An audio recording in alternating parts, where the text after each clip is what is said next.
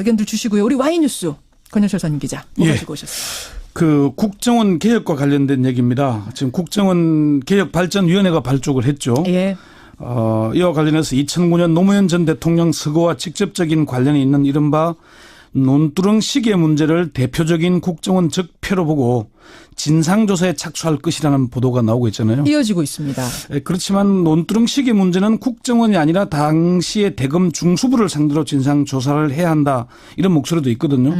그래서 오늘 와이뉴스에서는 논두렁 시계 조작 왜 국정원 적폐로 꼽히나 이렇게 주제를 정해봤습니다. 국정원 개혁위원회에서 이제 이 논두렁 시계 문제를 진상조사 대상에 포함시킨 거잖아요. 그러면서 이제 이야기가 불거진 거죠. 시켰는지 안 시켰는지 이제 풀어보시죠.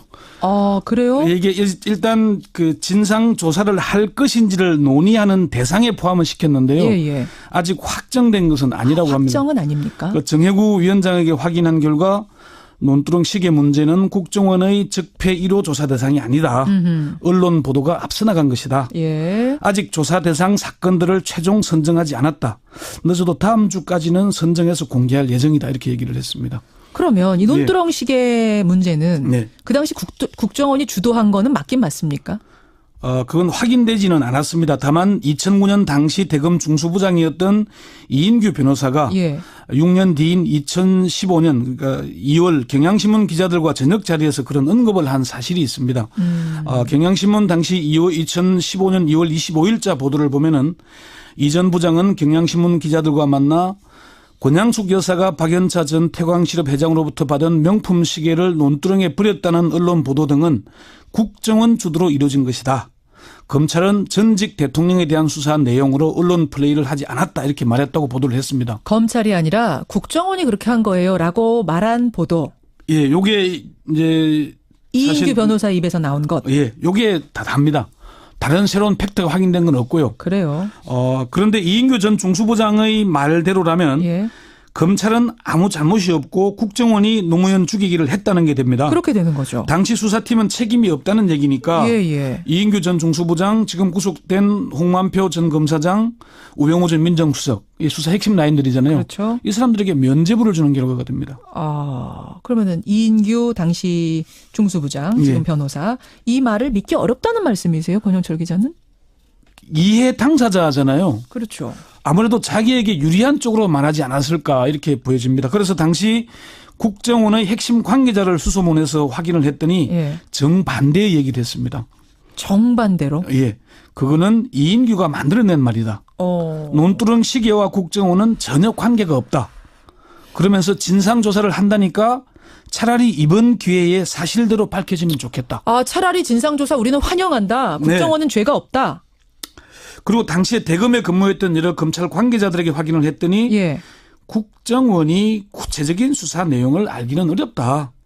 당시는 매우 민감한 시기여서 국정원 IO들은 얼씬하기도 어려웠다. IO가 뭐예요? 이게 정보원, 정보원들은. 이제 지금 국내 이제 정보 수집 금지했잖아요. 그렇죠. 자, 그러면 그 논두렁 시계 얘기를 누가 정보를 수집하고 만들었는지는 모르지만 흘린 거는 의도적으로 흘린 게 맞죠, 누군가가.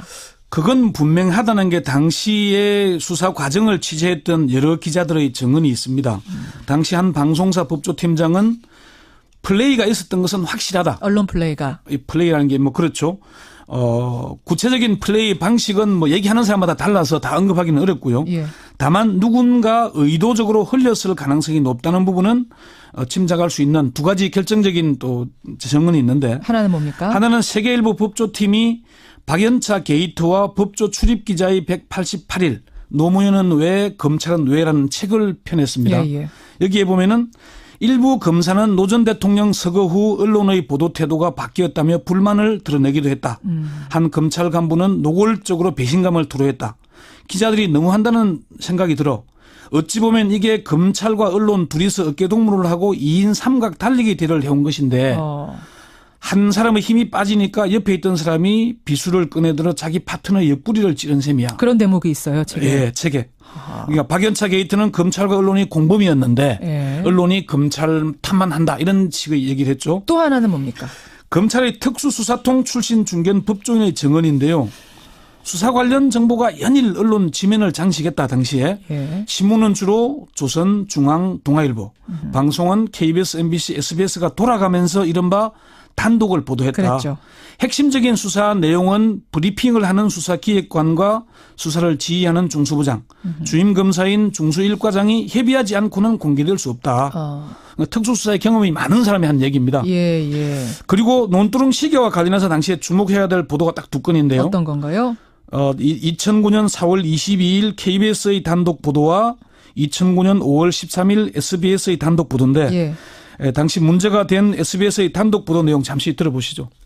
권양숙 여사가 노무현 전 대통령의 회갑 선물로 받은 1억 원짜리 명품 시계 2개를 논두렁에 버렸다고 노 전 대통령은 권 여사가 자기 몰래 시계를 받아 보관하다가 박 전 회장에 대한 수사가 시작되자 시계 2개를 모두 논두렁에 버렸다고 진술한 비싼 시계를 버린 이유에 대해선 집에 가서 물어보겠다며 답변을 피하고 검찰은 밝혔습니다. KBS는 이제 노 전 대통령을 소환하기 직전인 4월 22일 박연차 회장이 보석이 박힌 시가 1억 원 상당의 시계 2개를 줬다라고 단독 보도를 했고 노 전 대통령이 소환된 뒤에 사법 처리 문제가 한창 들끓을 때 SBS는 버렸다. 그걸 논두렁에 버렸다고 검찰이 확인해 줬다. 그렇죠. 당시 보도를 보면은 KBS는 SBS의 보도가 확정적인 표현입니다. 국정원을 포함한 3자가 아니라 수사 당사자가 확인해 주지 않고는 단정적인 표현을 쓰기 어렵거든요. 그래요. 그러면 검찰에서 흘렸다는 얘기가 되는 거네요. 이야기의 지금 흐름상은? 그렇습니다. 검찰에서 흘렸다는 증언은 무수히 많습니다. 이미 8년이 지난 사건이어서 기억이 희미하겠지만은 당시에 검찰은 홍만표 수사기획관이 거의 매일 하루 2차례씩 공식 비공식 브리핑을 통해서 미주알 고수알 털어놨습니다. 그러면서 또 주류 언론들을 상대로 돌아가면서 단독 기사를 제공했다는 게 당시 취재 기자들의 증언들이거든요. 그럼 이렇게 되면은 논두렁식의 진상조사는 지금 검찰을 해야 되는 거 아니에요? 그렇죠. 검찰이 조사를 해야 제대로 파악하게 되는 겁니다. 문무일 검찰총장 후보자가 지명이 됐으니까 검찰에서 당시 수사 과정의 문제에 대해 진상조사를 할 가능성이 높은 것으로 관측이 됩니다. 그래요. 이 문제를 털어내지 않고서는 정말 검찰이 권력의 앞잡이니 견찰이라는 비판에서 자유로울 수 없고 국민의 검찰이 되기도 어렵기 때문이거든요. 아하. 그럼 전시 종합해 보자면 국정원은 검찰이라고 하고 검찰은 국정원이라고 하는 상황이니까 어차피 국정원에서는 이게 지금 조사가 될 가능성이 큰 거고 국정원 검찰이 다 진상조사를 하는 방법도 있겠네요. 근데 이제 국정원이 진상조사에 들어갔다가 해보니까 아니더라 이렇게 밝히면 오히려 수사팀들에게 면죄부를 주는 상황이 발생할 수도 있거든요. 그러니까 그게 이인규의 말뿐인데 그걸 근거로 국정원이 마치 조작한 것처럼 막 조사를 했다가 해보니까 국정원은 아니더라 이렇게 되면 사실 국민들이 더 의아할 수 있는 거잖아요. 그래 또 국정원일 수도 있는 거 아닙니까? 그러니까 이 본질을 파악하자면은 수사 과정에서부터 당시 검찰부터 가는 게 맞다. 무리한 수사였기 때문에 오히려 검찰이 진상조사를 하는 게 맞을 겁니다. 거기서부터가 순서가 그리고 맞다. 시민사회단체에서 15가지 국정원 적폐조사 대상 리스트를 만들었는데 논두렁 시계는 들어가 있지 않습니다. 그래요. 오히려 논두렁 시계부터 시작하면은 이게 진상조사가 아니라 무슨 정치 보복하려는 거 아니냐 그런 의심을 살 수도 있는 문제거든요. 아하. 그래서 이건 좀 신중하게 판단해야 될 문제다. 이렇게 보는 게 맞을 겁니다. 알겠습니다. 여기까지 권현철 선임 기자 수고하셨습니다. 네.